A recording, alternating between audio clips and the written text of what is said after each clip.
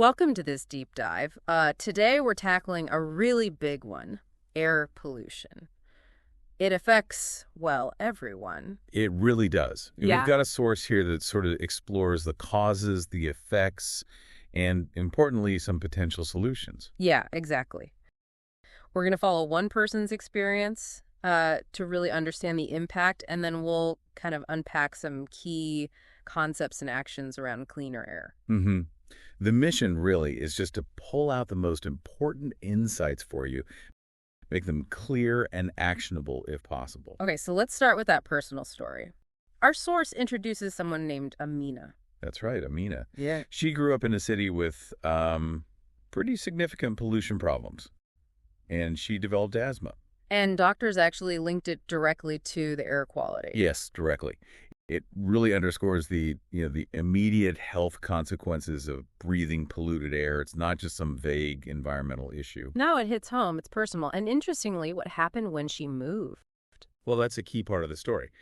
She moved to an area with much cleaner air, and apparently her health saw a really noticeable improvement. Her asthma symptoms got much better. Wow. That's quite a direct illustration, isn't it?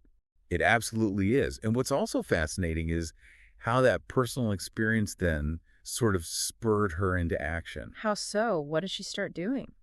She started making conscious choices, things like using public transport more often instead of driving, and even planting trees in her community. So it demonstrates that maybe environmental change doesn't always have to start with massive government policies, right? Individual choices can be a catalyst. Precisely.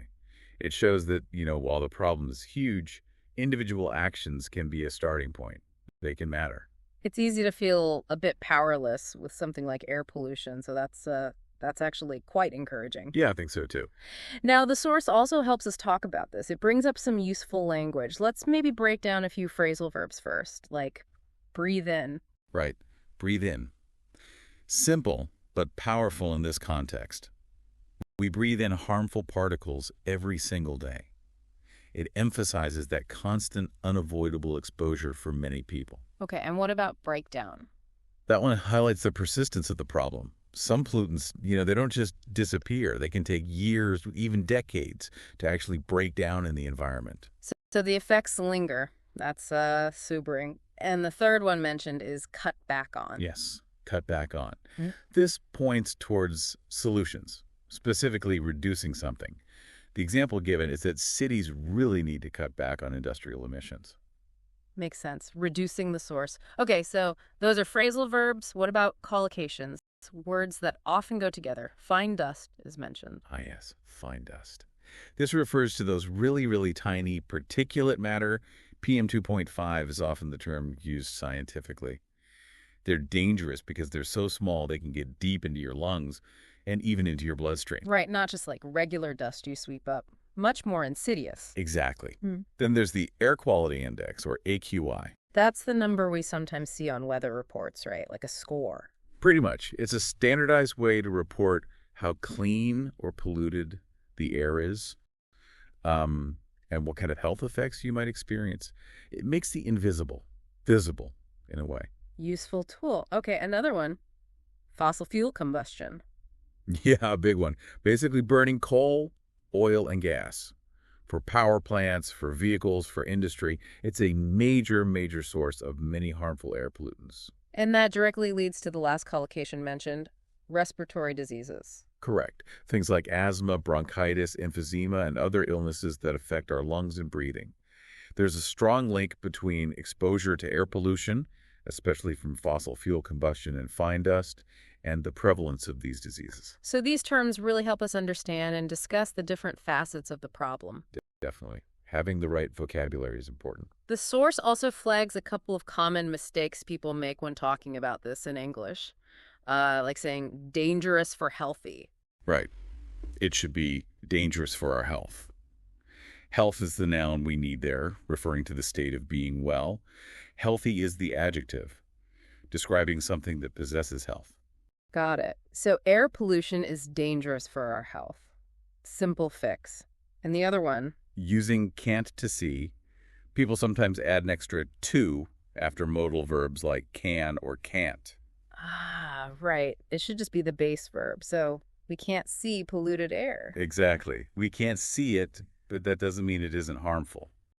Good reminders. And for actually constructing sentences, the source gives some sentence starters or useful Yeah, phrases. just some simple frameworks, like starting with air pollution is caused by, Mm. and then you can list sources like industrial emissions or vehicle exhaust. Okay, that helps structure the cause and effect. What else?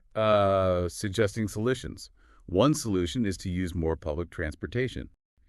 Very direct, action-oriented. And expressing opinions on policy. Right. I think we need stronger environmental laws. Mm. A clear way to state a viewpoint on, what needs to happen on a larger scale. So these are just practical ways to articulate thoughts on the issue. Exactly. And finally, the source touched on a few tips for actually speaking about this effectively, especially if it feels overwhelming. Stress control tips, almost. Oh, interesting. Like what? Things like, if you know specific numbers or statistics, use them. It adds weight. Also, visualizing a story like Amina's can make it more relatable, both for you and your audience, connects the data to real people. Makes it less abstract. Yeah. And finally, just consciously slowing down your pace when you're listing maybe the causes or the effects. It helps ensure clarity, helps people absorb the information. Good practical advice for communication. So, wrapping this up, what's the main takeaway here?